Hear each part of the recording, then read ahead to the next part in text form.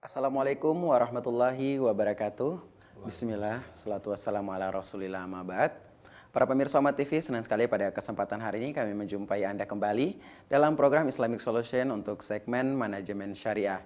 Dan seperti biasa, selama 1 jam ke depan kami akan menemani para pemirsa sekalian untuk membahas manajemen-manajemen pada zaman Nabi dan Rasul. Dan di studio telah hadir narasumber kita, yaitu Ustadz Henry Tanjung, PhD. Assalamualaikum Ustadz. Waalaikumsalam. Gimana kondisinya hari ini Ustadz? Alhamdulillah. Alhamdulillah baik ya. Dan tema kita hari ini adalah mengenai manajemen di zaman Nabi Nuh alaihissalam. Manajemen syariah di zaman Nabi Nuh alaihissalam. Baik, kita akan langsung berbincang-bincang dengan Ustadz kita. Baik Ustadz, untuk manajemen Nabi Nuh ini memang sangat menarik dan sangat kisahnya memang diabadikan dalam Al-Quran juga ya Ustadz ya, di surah Nuh. Dan semua juga orang mungkin sudah tahu bagaimana usia berdakwah Nabi Nuh itu sangat lama dan sangat panjang. Kira-kira prinsip manajemen syariah seperti apa yang diterapkan ini Ustadz? Iya, jadi ini manajemen Nabi Nuh ini hendaknya ya, ini harusnya menjadi menjadi inti yang harus kita sebarkan kepada semua umat. Ya. Karena apa? Karena keutamaan yang luar biasa daripada manajemen Nabi Nuh ini adalah beliau itu berorientasi pada proses, Baik. bukan pada hasil. Ya, jadi kalau ini kemudian kita sebarkan, pesan ini kita sebarkan kepada seluruh umat, ya, bahwasanya kita itu bekerja itu orientasi kita itu adalah pada proses, bukan pada hasil, maka tidak ada orang yang kemudian mengambil jalan pintas. Baik. Ya, mau dapat ijazah tapi tidak sekolah. Ya, mau kaya tapi korupsi. Baik. Tidak ada, karena proses itulah yang menjadi inti dalam manajemen Nabi Nuh alaihissalam. Ya, jadi kalau kita lihat kisahnya ya, ini luar biasa. Kalau kita baca surat Nabi Nuh ini semuanya mengenai cerita Nabi Nuh, namanya surat Nuh. Iya. Ya, dari mulai ayat 1 sampai ayat 28. Ya. Para pemirsa sekalian, kalau pegang Quran ya, atau silahkan dibaca Quran atau dipegang Qurannya, kita akan coba lihat ya. Ayat pertama itu Allah berfirman, Inna arsalna Nuhan ila qaumihi. Sesungguhnya Allah telah mengutus Nabi Nuh kepada kaumnya. Jadi dulu kan para nabi-nabi itu diutus kepada kaumnya masing-masing. Iya. Ya, kecuali Rasulullah saja yang kepada umat semuanya.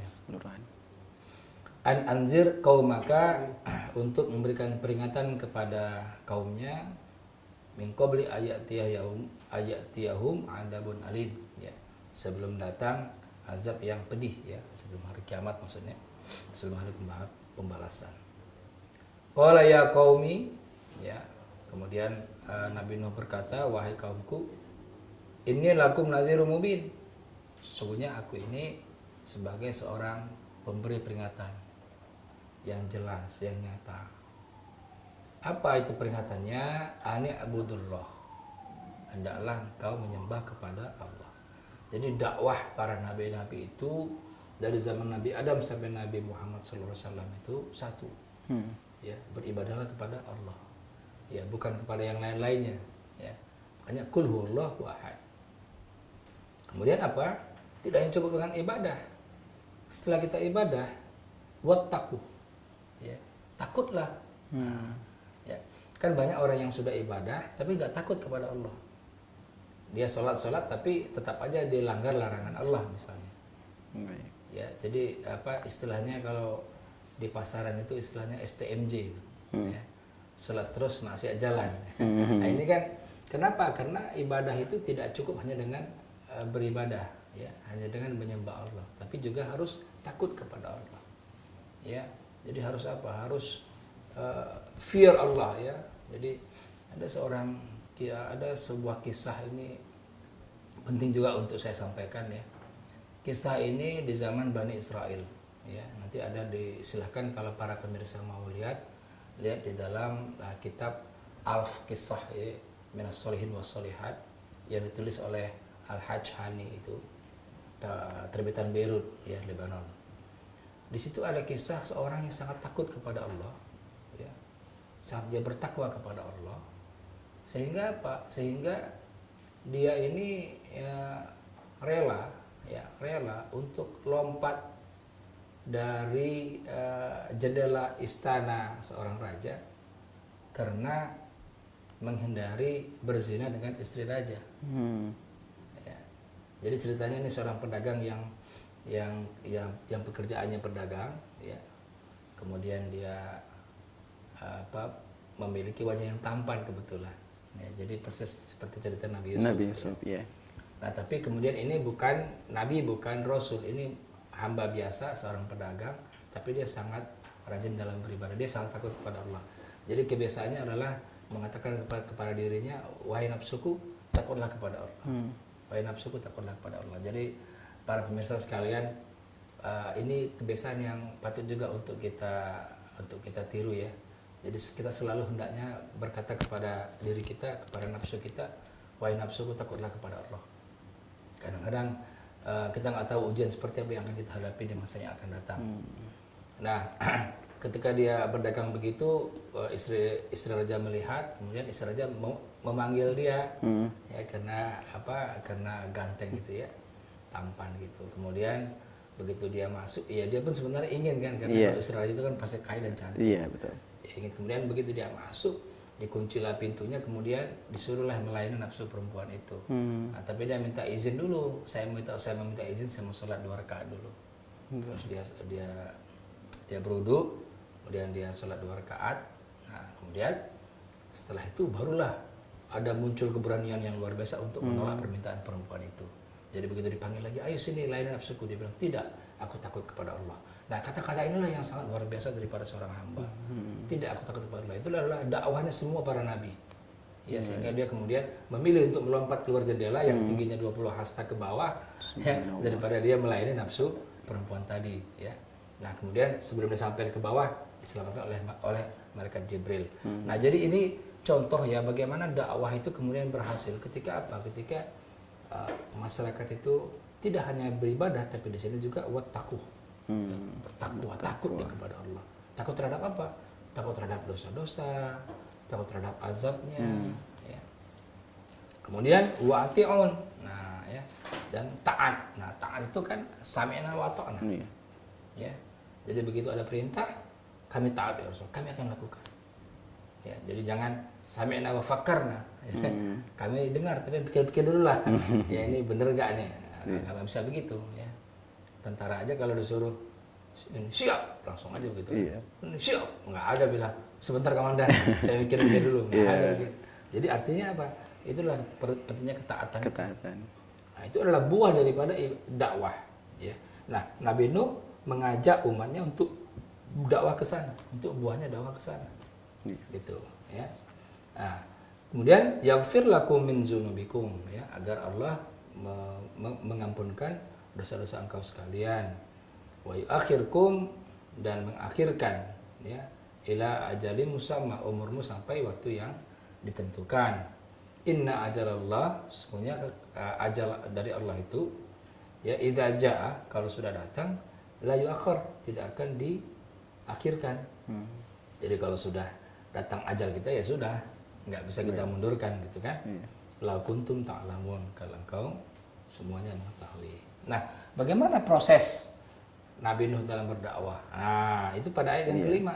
Yang kelima, ya. Nah, Baik. Qala Rabbi, ya, maka berkatalah Nuh, wahai Tuhanku, inni da'autu, sesungguhnya aku, ya, mendakwahkan mereka, berdakwah kepada mereka, kepada kaumku itu, kaumi, lailan wa nahara, malam dan siang. Bayangin. Malam dan siang.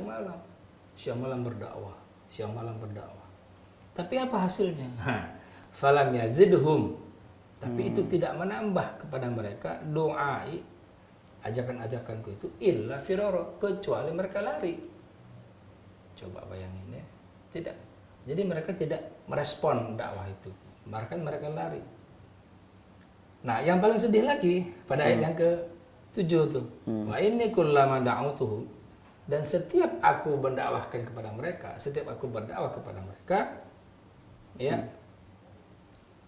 litaghfir lahum, agar kemudian Allah mengampuni mereka, ja'alu asabi'ahum, mereka menjadikan apa nih, menutup apanya, telinganya, ya, asabi'ahum fi azanihim, di telinganya, ya. Nah, kemudian apa, bukan hanya itu, wastabsau siyabahum, jadi mereka menutupkan wajahnya dengan bajunya. Jadi udah begini, kira-kira beginilah, ya, bukan dengan bajunya. Masya Allah ya, kita jangankan kita berdakwah, kita ngomong aja orang begini kita udah kesel, apalagi sudah begini tutup lagi bukan, enggak, karena nggak mau mendengar. Ya subhanallah, seperti apa ini perjuangan ini. Wasarru wastakbaru istikbaro, dan mereka menjadi orang yang sombong. Gitu, ya. Baik. Nah jadi ini adalah apa ya? Adalah bagaimana upaya daripada Nabi Nuh alaihissalam dalam berdakwah siang dan malam. Baik. Ya. Siang dan malam. Tapi apa yang diterima bukan yang baik, jadi malah apa? Malah yang yang apa ya? Yang tidak diharapkan kan jadinya. Ya, ditutup telinganya, ditutup wajahnya, nggak mau mendengarkan gitu. Nah, inilah yang harus kita perhatikan, bahwasanya dakwah kita sudah seperti ini belum? Baik. Ya, alhamdulillah kita hari ini berdakwah, alhamdulillah ya, didengarkan, ditonton, kalau di televisi, kalau di radio didengarkan orang, kalau kita di majelis taklim ya, masyarakat ya, ataupun majelis pada melihat gitu ya, nggak ada orang yang kemudian menjadikan telinganya kemudian menutup wajahnya gitu ya. Tidak ada. Nah, artinya apa? Begitu beratnya zaman dakwah Nabi pada saat itu. Baik Ustadz, ini dan cukup menarik ya Ustadz ya, dakwah yang diterapkan oleh Nabi Nuh alaihissalam ini. Dan tentunya banyak pelajaran yang bisa kita ambil di sini ya Ustadz ya. Dan sebelum kita lanjutkan kembali Ustadz untuk membahas lebih dalam lagi bagaimana prinsip-prinsip manajemen yang diterapkan oleh Nabi Nuh ini. Baik para pemirsa Mat TV, kita akan jeda sejenak, tetaplah bersama kami.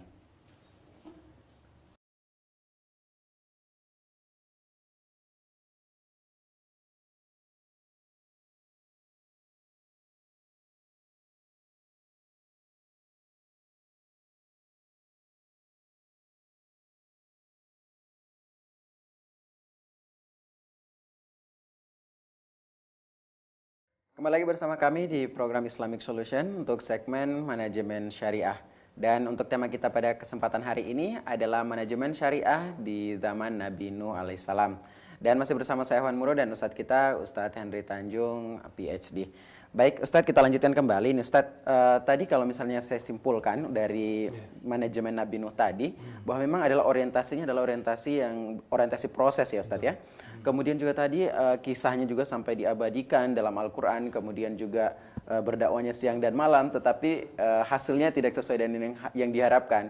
Ini bagaimana kira-kira Ustadz, pelajaran apa lagi yang bisa dipetik dari manajemen Nabi Nuh ini? Iya, jadi itu pelajaran yang pertama tadi. Pelajaran yang pertama adalah orientasi kita bekerja itu tidak semata-mata pada hasil. Baik. Kita boleh membuat target, kita boleh membuat semacam apalah tujuan tertentu.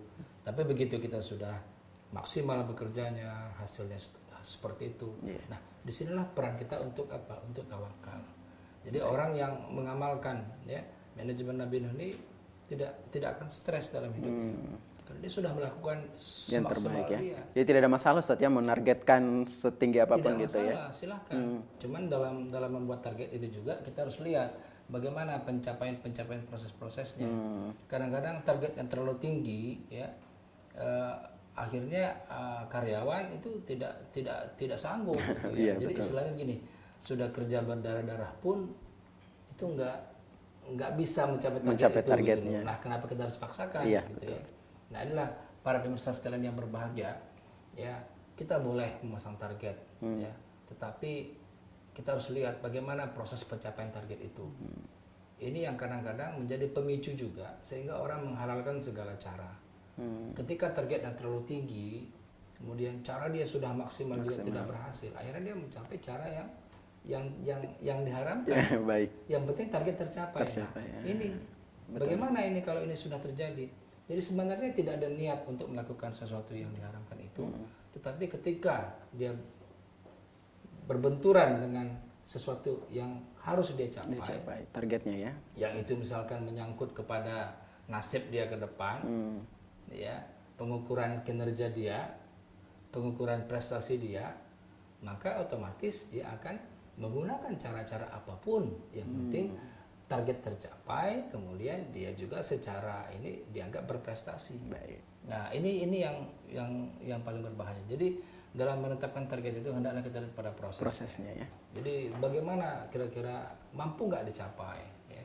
Jangan kemudian dibuat semacam target yang sangat melangit gitu, sehingga tidak mampu untuk dicapai, ya. Baik. Kemudian juga tadi dalam Al-Quran juga sudah disebutkan ya pada ayat tadi sudah dijelaskan sampai ayat ke-7 Ustaz ya. 7, betul. Iya, mungkin bisa dilanjutkan Ustaz Ya. mengenai Jadi itu tadi pertama ya. Nah, yang kedua ini menarik pada ayat yang ke-8 sampai 10 ini. Ya.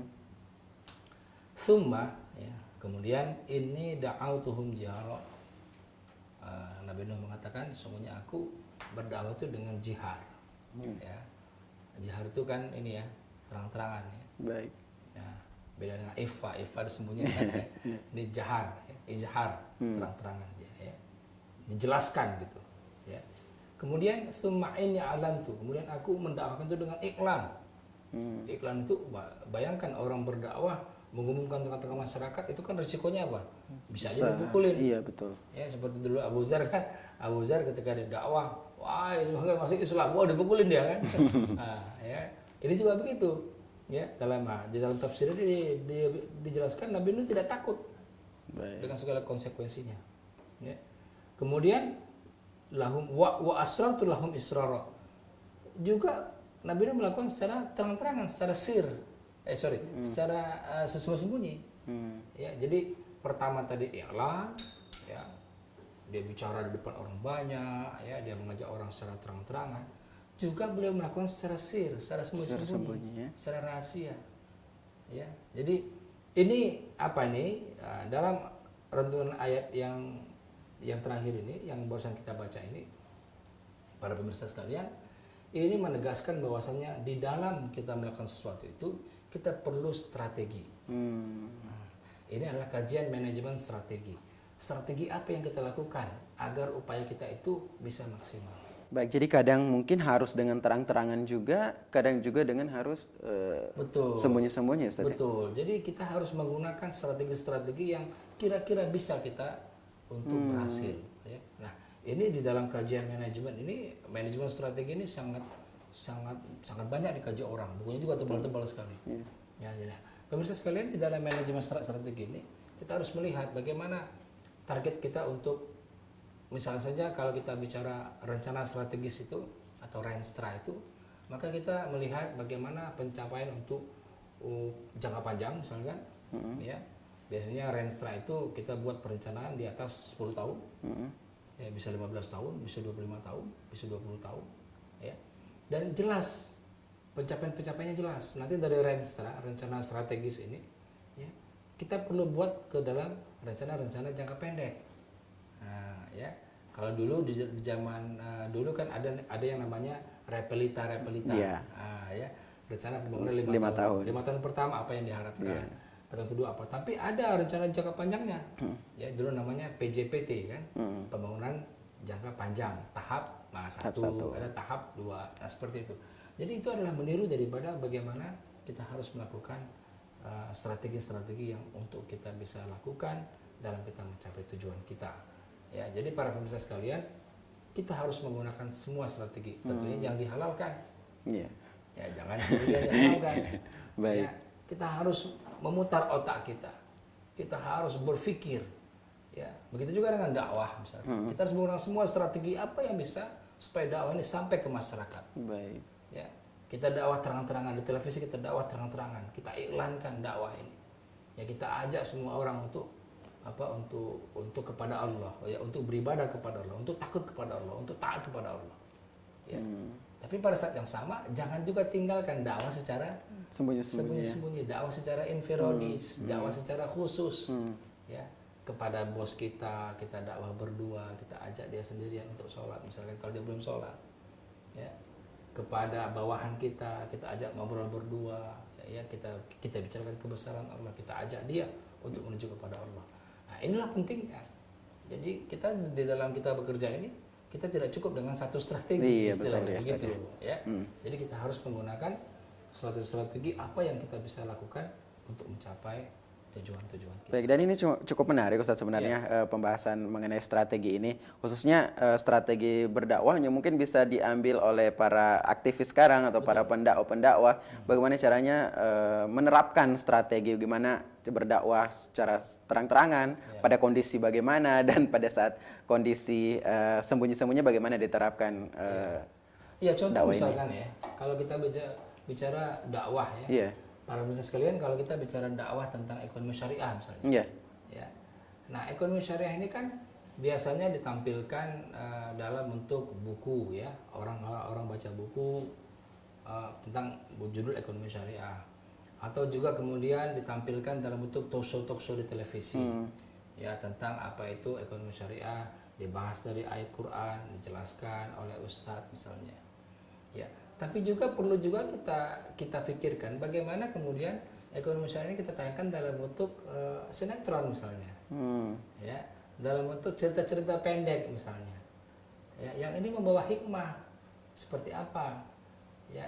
Nah, atau juga misalkan perlu juga kita tulis ekonomi syariah dalam bentuk novel misalkan, ya, yang sudah saya lakukan, saya menulis ekonomi syariah dalam bentuk novel yang judulnya Ekonom, ya. Alhamdulillah novel itu mendapatkan penghargaan dari Museum Rekor Dunia Indonesia atau MURI sebagai novel ekonomi syariah pertama di Indonesia. Ya.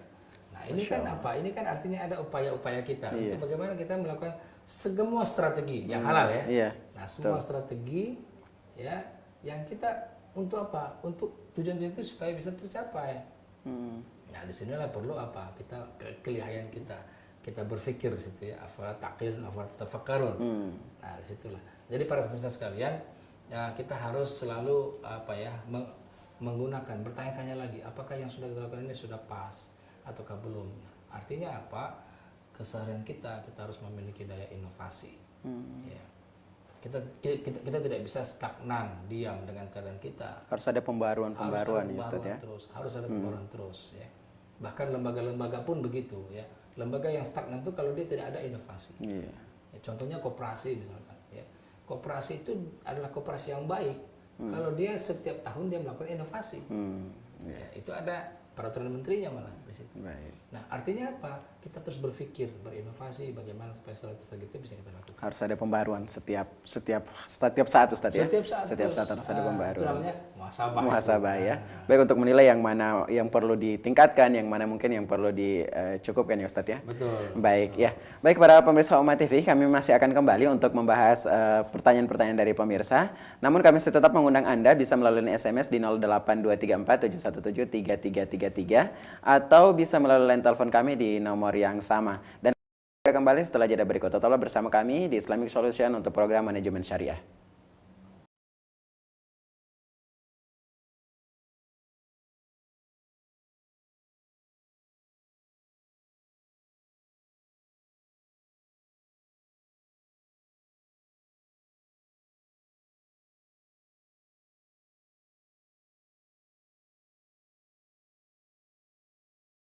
Kembali lagi bersama kami di program Islamic Solution untuk segmen Manajemen Syariah. Dan tema kita kali ini adalah manajemen di zaman Nabi Nuh alaihissalam. Dan masih bersama saya Wan Muro dan Ustadz kita, Ustadz Henry Tanjung, PhD.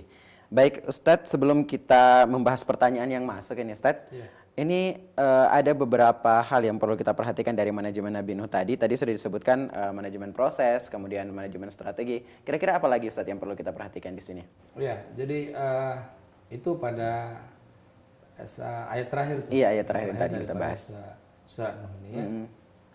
Ini Allah berfirman, a'udzubillahi minasyaitonirrajim. Wa qad adallu katsira, ya, dan sesungguhnya mereka telah menyesatkan banyak orang, ya. Kemudian wala tadril zalimina illa dolala. Dan janganlah engkau menambahkan orang-orang yang zalim itu kecuali dolala, kesesatan. Ya. Nah, kemudian mimma khati'atihim, ya. dan dari apa-apa yang mereka berbuat dosa, ya, dan karena kesalahan mereka, ugriku, mereka ditenggelamkan. Nah, ya. Jadi ini kita saksikan betul bahwasanya peristiwa tenggelamnya kaum yang membangkang di zaman Nabi Nuh itu benar dan pasti. Kenapa? Karena Allah sudah berfirman dalam Al-Quran. Al-Quran ini kebenaran yang tidak terbantahkan, ya, yang bercerita di zaman dahulu. Seandainya pun Rasulullah tidak disebutkan cerita ini, Rasulullah tidak akan tahu. Karena cerita Nabi Nuh ribuan tahun sebelum Rasulullah. Tapi kemudian wahyu ini Allah turunkan kepada Rasulullah supaya Rasulullah tahu bahwasanya sudah ada kaum yang ditenggelamkan, ugriku, ya, fadkhilun nar, dan mereka akan dimasukkan ke dalam neraka. Ya, falam yajidu lahum min dunillahi ansara, ya, dan mereka tidak akan bertambah, ya, tidak akan menemukan, ya, pertolongan daripada Allah kecuali selain daripada Allah Subhanahu wa taala, ya. Nah, jadi kalau kita lihat di sini peristiwa tenggelamnya, ya, para pemirsa sekalian, peristiwa tenggelamnya kaum yang membangkang dulu di zaman Nabi Nuh itu adalah peristiwa yang pasti, ya.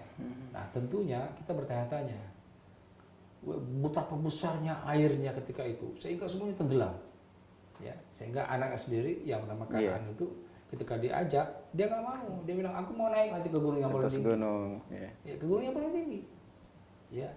Nah, ini yang kemudian oleh sutradara film Barat diangkat menjadi film Kiamat 2012. Nah, ya. Jadi kalau para pemirsa sekalian menonton, ya, film Kiamat 2012 yang kalau tidak salah tadi malam juga ditayangkan, ya, saya lupa TV-nya apa, ya. Nah, itu adalah bagaimana kemudian mereka membuat kapal yang sangat besar yang bisa menampung mungkin ratusan ribu orang, ya. Bukan hanya orang, tapi juga ada di situ binatang-binatang, baik. ada tumbuhan-tumbuhan. Karena apa? Semua akan habis di air semua, tenggelam semua. Dunia akan tenggelam. Ya. Dalam film 2012 itu dunia tenggelam. Iya. Ya. Baik, dan ini juga menarik Ustadz sebenarnya untuk di zaman Nabi Nuh ini sebelum air bah itu datang, banjir besar itu datang. Memang ada beberapa langkah yang sudah disiapkan oleh Nabi Nuh ini, Ustaz, ya? Betul. Ini bagaimana ini, Ustaz? Iya, jadi Nabi Nuh itu kan kemudian membuat perahu di atas bukit. Nah, ini yang orang bilang orang gila. Ya, mana ada orang bikin perahu di atas bukit, ya? Orang bikin perahu di pantai. Nah, sebenarnya ini bukan perahu biasa ini. Ya, perahu di atas bukit ini adalah perahu yang luar biasa. Jadi ditemukan bekasnya kan, reliefnya kan. Itu kalau nggak salah panjangnya udah hampir 200 meter. Ya, ditemukan reliefnya. Jadi ini adalah perahu yang sangat besar. Nah, pertanyaannya adalah kok bisa kemudian perahu itu selesai baru banjir? Ya, nah kalau banjir dulu perahu belum selesai, tenggelam semua. Nah, ini bagaimana kemudian di dalam aspek manajemen ini kita ambil adalah aspek manajemen perencanaan. Bagaimana Nabi Nuh alaihissalam, Bapak Ibu sekalian, bagaimana Nabi Nuh alaihissalam itu membuat perencanaan untuk menyelesaikan kapal sebelum banjir datang. Nah, kira-kira berapa ratus orang yang dikerahkan untuk membuat kapal itu, kemudian kayunya dari mana? Nah, ada yang sangat menginikan juga, yang sangat mengejutkan juga. Ya, penelitian para ahli, kayu kapalnya Nabi Nuh itu adalah kayu jati. Ya. Gitu, nah, kalau kayu jati berarti kayunya dari Jawa. Dari Pulau Jawa. Ya. Nah, itu kira-kira berarti kalau itu memang betul kayu jati dan itu dari Jawa, berarti dulu Jawa ini dengan itu berarti nggak ada lautan, berarti daratan semua berarti dulu.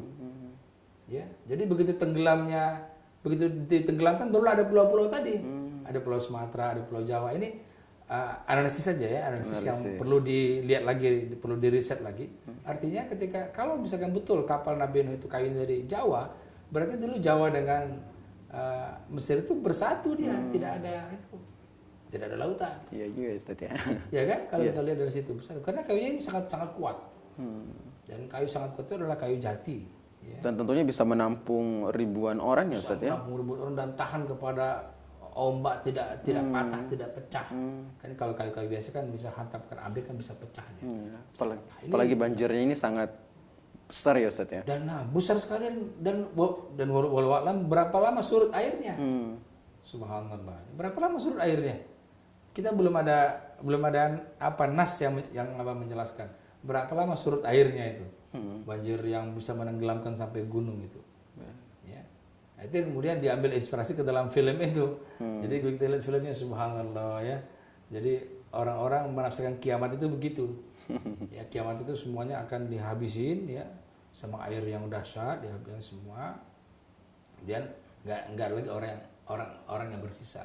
Nah, ketika itulah kemudian ketika sudah ditenggelamkan ya, sudah masuk semua, maka Nuh berkata, ya Nabi Nuh berkata, wa qala Nuh, dan berkata Nabi Nuh, Rabbi ya Tuhanku, la tadhar 'alal ardi minal kafirina dayyara.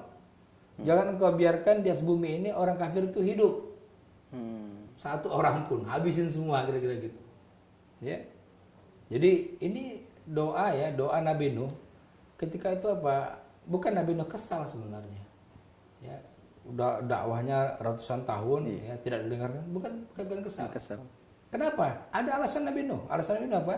Innaka, pada ayat yang berikutnya, innaka intadarhum, ya sesungguhnya ya Allah, kalau engkau meninggalkan mereka, kalau engkau biarkan mereka hidup orang-orang kafir ini, maka yudillu ibadaka, maka akan nanti kerja mereka adalah menyesatkan hamba-hambamu. Wala yalidu illa fajran kafar, dan mereka nanti tidak akan melahirkan anak-anak kecuali anak-anak yang kafir juga.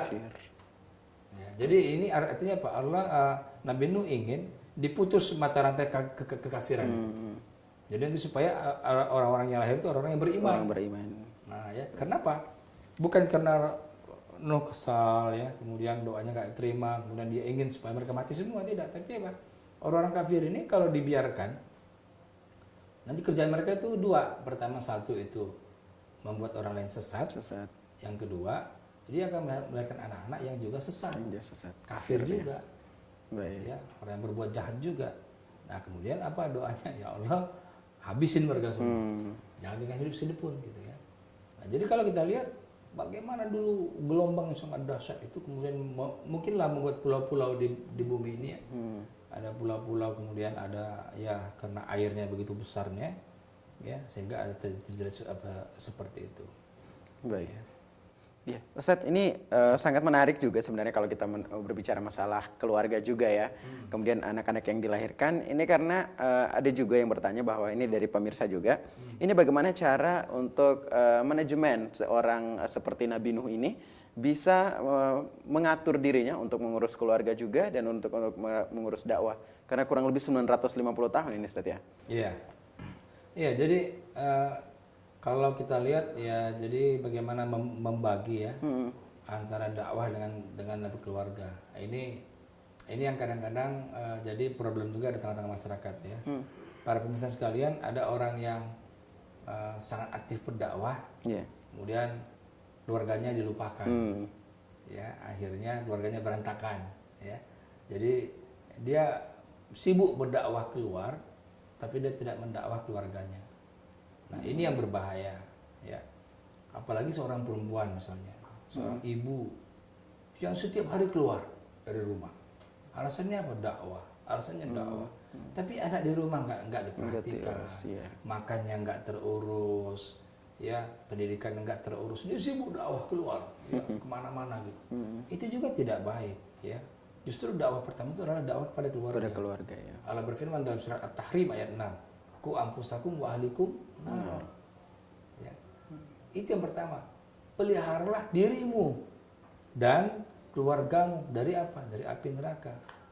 Nah, justru tugas dakwah terbesar itu adalah tugas dakwah kepada keluarga. Nah, selama ini kan gini ya, para pemirsa sekalian, ada kesalahan ya, kesalahan paradigma di masyarakat kita, bahwasanya kalau dakwah itu adalah dengan ceramah kemana-mana. Ustadz bicara di mimbar, ya, akbar kemana-mana, itu bukan dakwah, ya itu baligh, itu menyampaikan, ya makanya namanya mubaligh, orang yang menyampaikan. Kalau dakwah itu mengajak, ya mengajak orang, kita bisa berdakwah, semua orang itu punya tugas dakwah. Jadi seorang kepala keluarga dia punya tugas dakwah bagaimana supaya istrinya, keluarganya itu dekat kepada Allah. Tidak harus dengan ceramah. Kita bisa beli bukunya kok. Sekarang sudah banyak buku-buku di buku-buku agama. Ya, kita bisa beli misalkan Riyadhus Shalihin. Setiap kita sholat kita bacakan kepada anak-anak kita misalkan. Ya, jadi kita tidak perlu berdakwah kemana-mana gitu ya. Justru anak kita atau istri kita itu yang harus kita yang paling penting duluan. Baik. Lebih utama ya Ustadz ya, Paling anak dan utama, keluarga. Ya. Komunikasi itulah yang penting. Ya. Yang paling sederhana misalkan ketika ibu-ibu di rumah membacakan kisah-kisah heroik ya, Islam misalkan kepada anak-anaknya, kan anaknya jadi terinspirasi. Iya betul. Ya, oh ini dakwah gitu. Ya. Jadi dakwah itu bukan keluar kemudian ceramah-ceramah mana, itu namanya balik, itu namanya mubalik namanya ya, penyampai saja. Ustadz, ini ada lagi pertanyaan dari Rizky di Jakarta. Ini bagaimana cara metode berdakwah kepada keluarga yang jauh dari syariat, Ustadz? Syariat Islam ini. Metode berdakwah kepada keluarga yang sangat jauh dari syariat Islam. Ya, begini ya, Rizky ya. Keluarga ini ya adalah sesuatu yang harus disayangi. Ya, harus disayangi. Nah, kita tidak boleh melihat orang yang belum sholat, melihat orang yang belum puasa, itu melihatnya dengan kebencian, itu nggak boleh. Ya, mulai kita marah kepada dia, itu nggak boleh. Justru kita memandang mereka dengan pandangan kasih sayang. Itulah dakwah Rasulullah SAW. Rasulullah itu gimana nggak menderitanya ketika beliau hijrah ke Taif, dilempari, bajunya bersih jadi kotor, ya, berdarah-darah semuanya. Betapa sakitnya. Tapi Rasulullah tidak membalas. Justru apa? Pandangan yang muncul adalah pandangan kasih sayang. Jadi ketika ditawarkan oleh malaikat, bagaimana kalau aku balikkan bumi itu, kata Rasulullah, jangan. Sesungguhnya mereka adalah kaumku, mereka belum tahu. Nah, jadi justru dakwah itu pertama syaratnya adalah kita harus memandang objek dakwah kita dengan pandangan kasih sayang. Dia belum sholat, nah kita dekati dengan pandangan sayang, nanti coba kita diajak ya. Persis seperti kita dengan anak kita. Anak kita belum sholat, kan kita ajak dia sholat. Ayo masjid yuk, ayo sholat berjamaah kita yuk. Gitu. Ya, diajak dengan pandangan sayang, bukan dimusuhin. Ya. Bukan dimusuhin, apalagi diperangin. Ya. Jangan. Kita ajak dulu mereka ya. Nah, siapa tahu Allah berikan hidayah kepada mereka sehingga mereka mau ikut. Ya. Pendekatan. Nah, sekarang gini kan, kita kan salahnya gitu. Kita belum ngajak dengan baik, ya. Kita belum kasih sayang kepada mereka, kita belum mencintai mereka, tahu-tahu kita musuhin. Jadi seolah-olah agama Islam ini menghakimi gitu. Harusnya kan tidak, ya. Agama Islam ini adalah mengajak. Ya. Jadi dakwah kan istilahnya kan dari da'ah. Ya, mengajak ya yadu kan dakwatan. Jadi bagaimana kita mengajak? Nah, mengajak ini bisa terang-terangan tadi seperti Nabi Nuh tadi ya. Sembunyi-sembunyi. Baik. Ya, dengan cara strategi macam-macam. Baik Ustadz, ya syukran jazakumullah khairan atas jawabannya. Ustadz, ini pertanyaan terakhir Ustadz dari Sam di Lampung. Ini bertanya tentang mengenai takdir tadi Ustadz ini. Takdir baik dan takdir buruk itu bagaimana sebenarnya Ustadz? Karena dia ingin Syam ini ingin menjadi orang sukses, targetnya ingin menjadi orang sukses. Terus bagaimana dihubungkan dengan takdir tadi Ustadz? Takdir ini kita tidak tahu kecuali sudah terjadi. Gitu ya. Ya, ini yang harus kita pahami. Kita nggak tahu takdir kita masa depan seperti apa. Yang penting ya bagi kita sebagai hamba Allah ini, kita berusaha semaksimal mungkin dengan cara yang baik. Ya, nah hasilnya seperti itu, itulah takdir. Ya, itulah takdir. Ini saya beri contoh aja sedikit ya.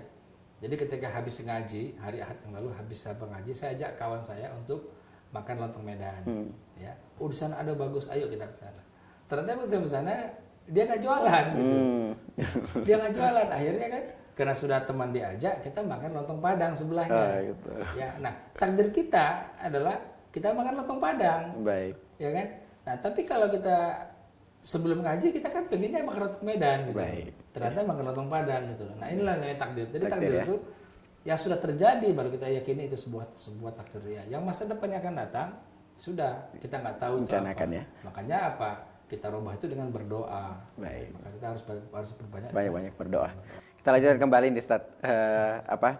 mengenai manajemen tadi, ini sebenarnya yang bisa kita simpulkan tadi Ustadz, ini ada beberapa prinsip ya yang perlu kita terapkan manajemen Nuh, yaitu yang pertama adalah manajemen proses, kemudian manajemen berorientasi pada proses, kemudian strategi, manajemen strategi, kemudian adalah manajemen perencanaan. Mungkin yang terakhir Ustadz, kita angkat telepon lagi. Assalamualaikum. Assalamualaikum. Waalaikumsalam warahmatullahi wabarakatuh. Dengan Bapak siapa, di mana Pak? Ini Pak Rubi, ini Pak. Pak Rubi. Iya, mau tanya Pak. Iya, silakan Pak Rubi. Gimana Pak kalau orang-orang yang pendagang itu pakai istilahnya pajak-pajakian, gimana Pak? Oh begitu. Iya. Iya, makasih Pak. Baik, terima kasih kembali Pak Rudi dari Kupang. Assalamualaikum. Waalaikumsalam warahmatullahi wabarakatuh. Ini pertanyaannya mengarah kepada ini Ustaz. Gimana? Pertanyaan tadi bagaimana misalnya orang yang berjualan, ya berjualan, mungkin ini yang proses tadi Ustaz, prosesnya. Kemudian caranya itu adalah cara-cara yang diharamkan seperti tadi pesugihan atau apa segala macam Ustaz. Iya. Ya ini betul-betul ini jadi fenomena masyarakat kita ini. Ya kita nggak nafikan ini. Ini terjadi di mana-mana ini. Ya bagaimana orang kemudian berdagang. Ya pakai jampi-jampi lah, pakai keramat, ya pakai tanda ini. Nanti ini kalau ini alat ini ditaruh di toko nanti akan ramai orang datang. Ya. Nah inilah sebenarnya kesyirikan yang luar biasa ini. Ya. Ini kita nggak boleh lakukan. Karena apa? Karena ini berlawanan dengan akidah kita. Akidah kita yang akan datang itu hanya tahu Allah SWT, bukan kita. Coba kita lihat nanti surat Al-Luqman ayat terakhir. A'udzubillahi minasyaitonir rajim. Wa ma tadri nafsum madza taksibu ghadan. Tidak seorang pun yang tahu apa yang akan terjadi besok hari. Ya, jadi kita nggak bisa meyakinkan dengan kita pakai ini maka nanti akan banyak pembeli segala macam. Tidak. Ya. Nah, inilah yang berbahaya. Jadi caranya itu sudah nggak benar ini. Cara-cara berdagang seperti ini. Ya, ini kalau bisa nanti kita bisa buat sinetron juga ini. Ya. Jadi itu kemudian nanti kita ulas inilah cara berdagang yang keliru, yang salah. Ya, karena pasti kalaupun dia untungnya tidak berkah. Ya, kalaupun dia mendapat hasil dari situ, hasilnya akan lenyap gitu saja. Ya, tidak ada keberkahan di situ. Ya, karena Allah tidak suka dengan cara-cara seperti itu. Ya, jadi nanti rezeki hantu dimakan siluman gitu. Ya. Jadi hilang, tidak berbekas begitu saja gitu. Ya, meskipun pada awalnya ini banyak hasil segala macam.